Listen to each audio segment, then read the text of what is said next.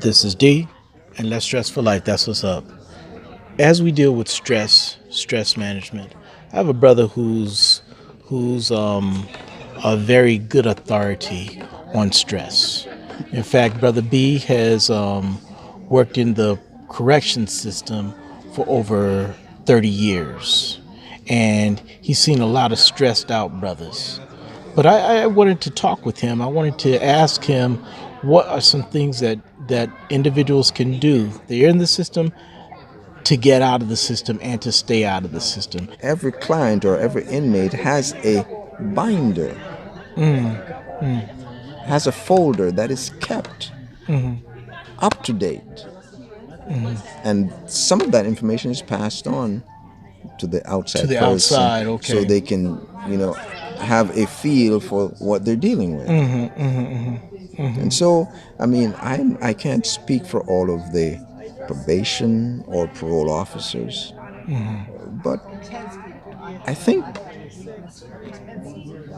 some of them, don't know what percentage, actually want you to succeed. Have a goal that you're shooting for. Yes, you have to have a goal, but also you have to develop trust. Okay. Ooh, I like that word. You have to develop trust. And Gotcha. if I'm the parole officer, probation officer outside, yes, it's wonderful that I have this information on you from your counselor or from your parole people on the inside. But I don't know you. I have no Gotcha. trust in you. You have to develop some kind of trust. And if I say be home at 5 o'clock, regardless of what my reasoning is for saying be home, you need to be home at 5 o'clock. Just work. Just work the rules. Don't come and complain to me and saying I can't be home because X, Y. No. I said be home at 5 o'clock. That is stress. But I'm putting the stress on you for a particular purpose, because I need to develop. You need to gain my trust. Let's say this young man, this young woman, is doing what he or she needs to do Good. as far as with the parole officer Good. or the counselor Good. outside. Good. You talked earlier about defaults. Because the stress is to whether the person is behind the wall or You the need to person's surround outside. yourself with some people who are looking for your success. And the conventional number is about 6 people. You need to have at least 6 people who see something in you and want to support that something in you. Wow. Okay. And those 6 people will be your building blocks, your foundation, your go-to people. Because anyone who's lived any length of time know that life is not easy. And challenges come in life to build character. You hear people say, I have a testimony. The reason why I have a testimony is because I have gone through. I didn't observe. Right. I have gone through the testing. And I've come out successfully. No test, no testimony. These 6 people are about 6 people will, assist where necessary. Gotcha. To keep you motivated, to keep you looking in the right direction, to keep your focus on whatever goal that you want to achieve. I really appreciate you talking about 6 people, mentors, because unfortunately sometimes it's like you listen to the media, you listen to other individuals, they'll make you think that, oh, you have to do this thing all by yourself. But I really do believe that I wish I remembered the person's name, but he basically said, no man is an island. I was just about to quote that. Oh, okay, no okay, man okay. stands alone. Each man is my brother. No, none of us can do this by ourselves. Where can a person look to get some good. mentors, some support? Good question. One of the things that has always been very supportive of the at-risk population is churches. Churches, and because churches have been so supportive, they have been taken advantage of. But they are still very supportive. They will bend over backwards to support you. And in addition to supporting you, they have people there who have achieved whatever it is that you are trying to achieve. Okay. So basically, in some of those churches, some of these individuals can actually find individuals who were dead down and out, just like them. But you can look at those individuals in those churches and you can see success. Now, here's a question. I mean, because unfortunately, so much of the time I hear individuals from various places speak so harshly against churches. What would you say to those individuals? I would say to those individuals that no institution or denomination is without fault. But we look at the whole picture. We look at the whole picture. Just like you who are looking at those institutions and seeing the fault, need to also see the good. Because I am 100% sure that the good outweighs the fault that you're looking at. You have individuals who are willing to accept these individuals in their mess, listen to their sob stories. At my church, we had this one guy. I mean, he was a registered sex offender. He came to the leadership, said, "Listen, I need clothes, I need food, I need." And we support that. 100%. He never did come back, but if he would have come back, we would have supported him. We support that.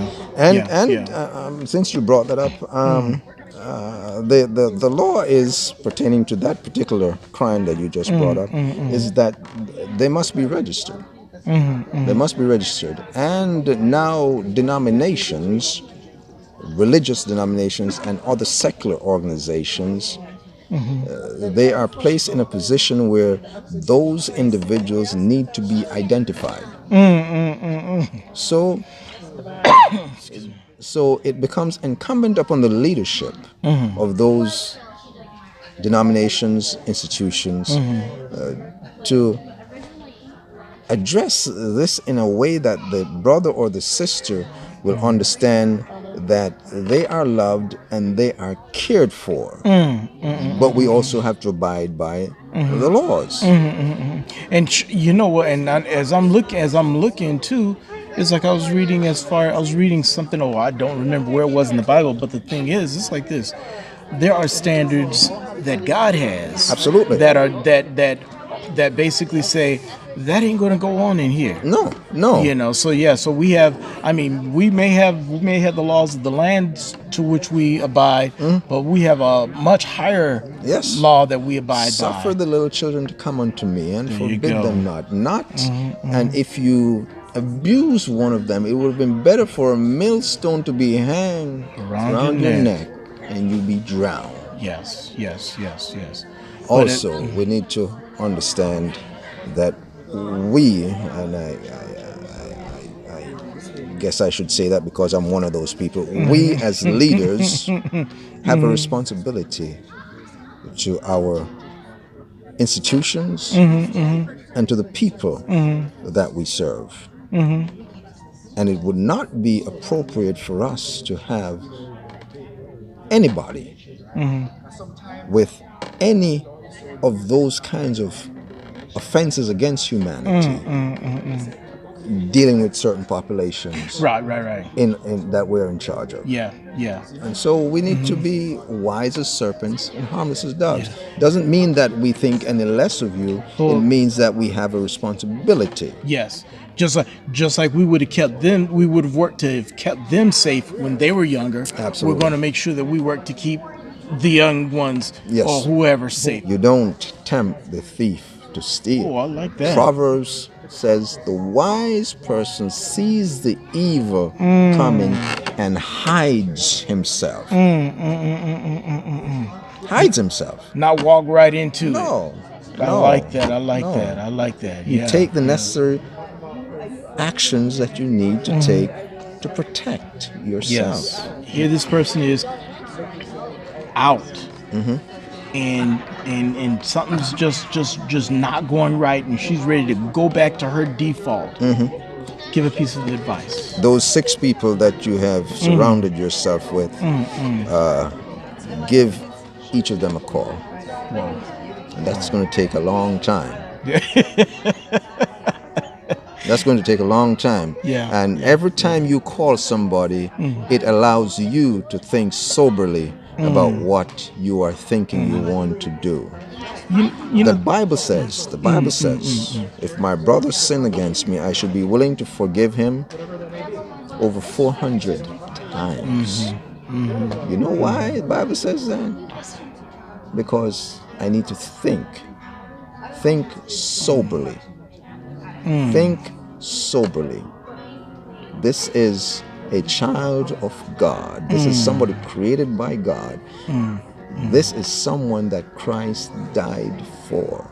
So, yeah, take the time. If at the end of you talking to 6 people that you have surrounded yourself with, you still feel the same way, somebody didn't do their job.